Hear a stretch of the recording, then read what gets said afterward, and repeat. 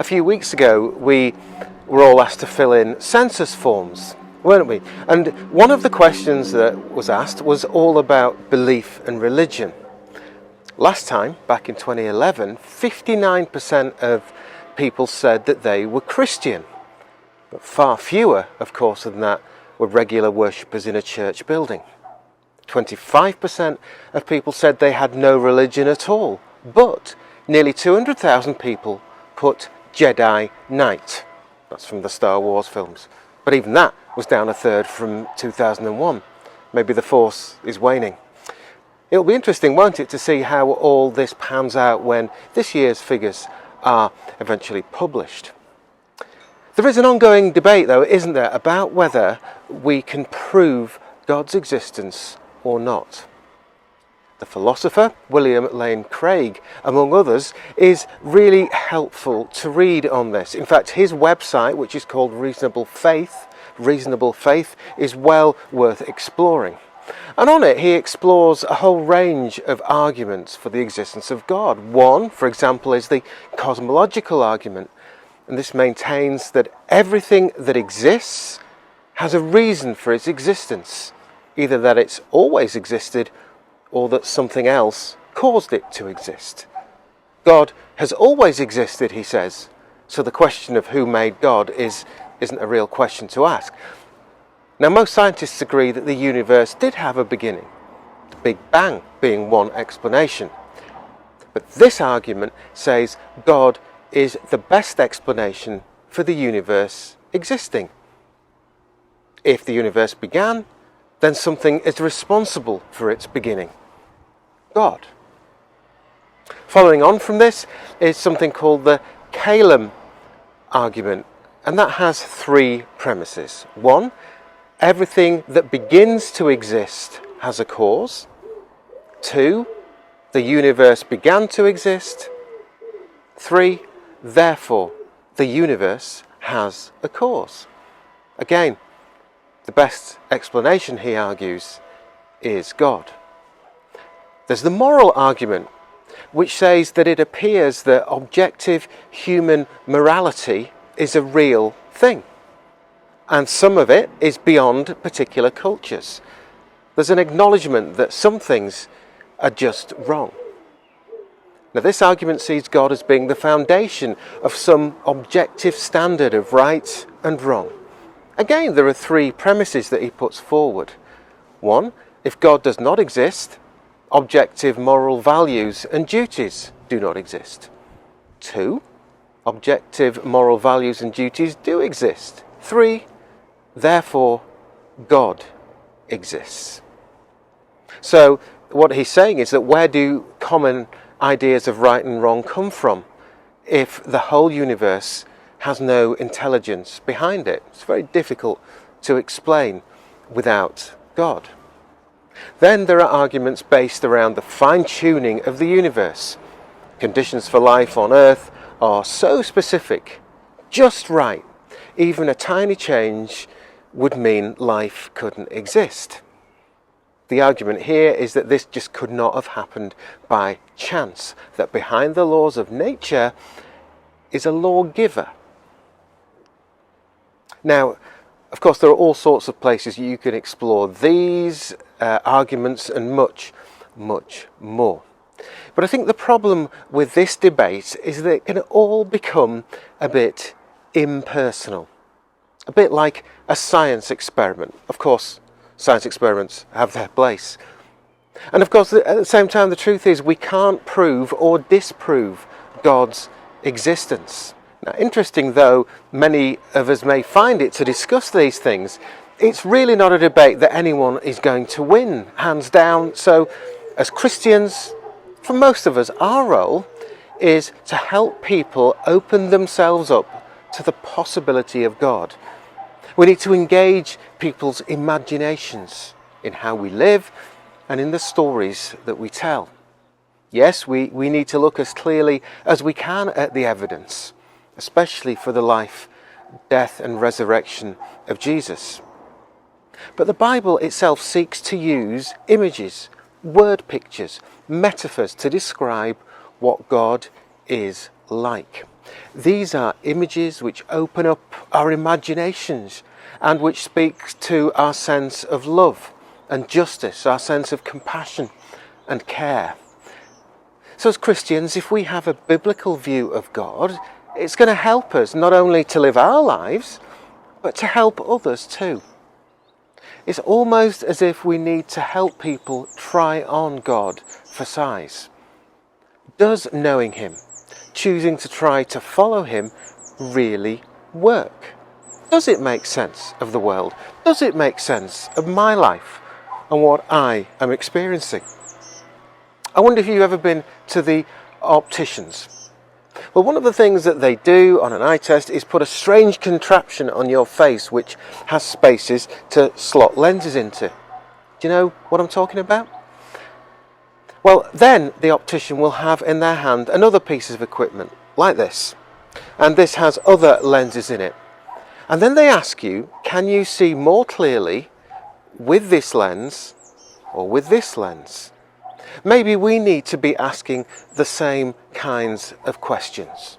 So, for example, your life, is it better with God or without God? Your life, is it better with God or without God?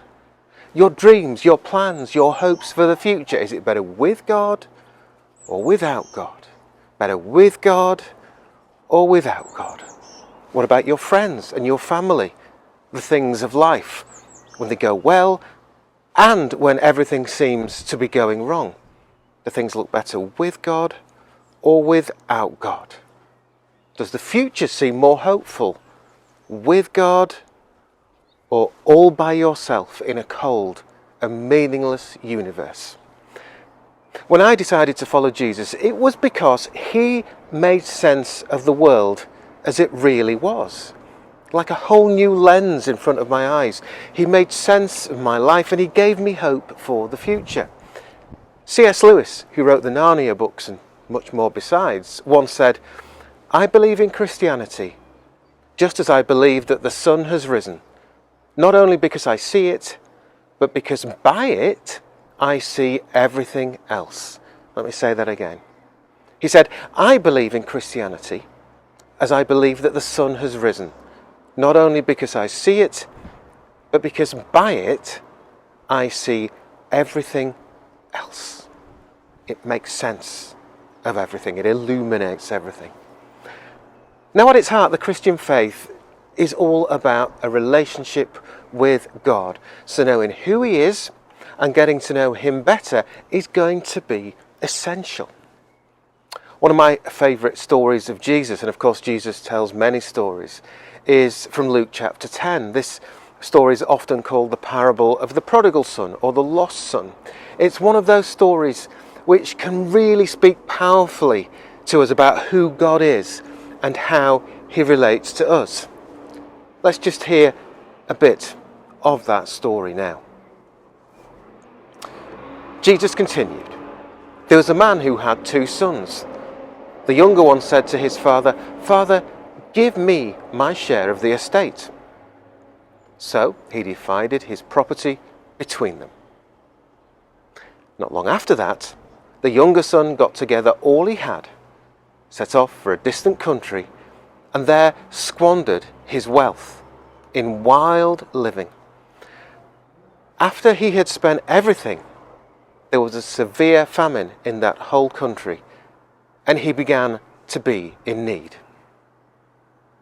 So he went and hired himself out to a citizen of that country, who sent him to his fields to feed pigs.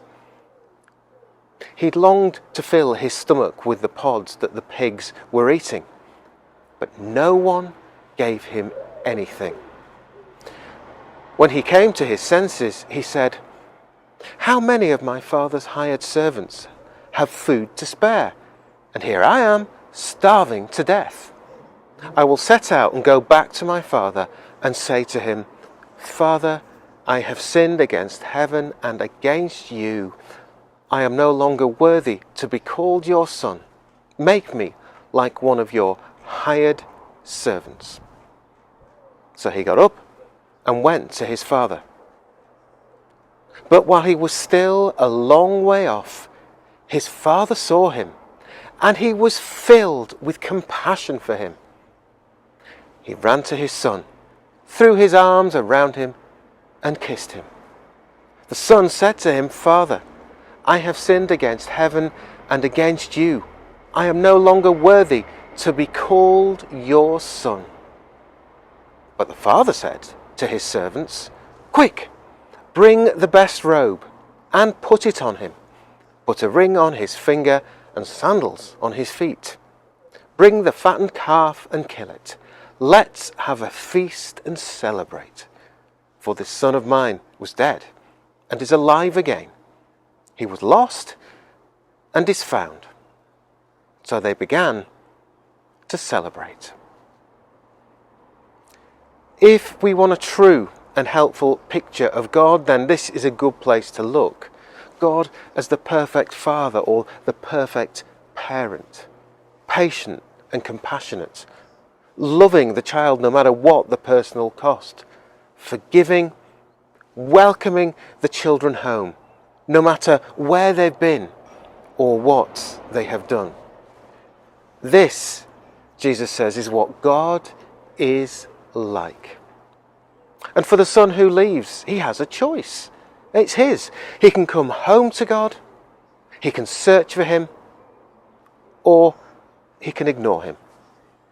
The same is true for us, for all people, for you. The choice is ours. So back to the opticians. Will life be better with God or without God? With God or without God? If you're a Christian watching this, how can you demonstrate in real ways that things really are better with God? How can we as a church family do this together? And if you wouldn't call yourself a Christian, or if you're not sure, then maybe this really is all worth exploring. Maybe with our help, with the help of the local church, you can begin to look at life through some different lenses.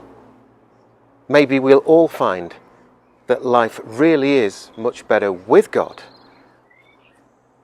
than without him.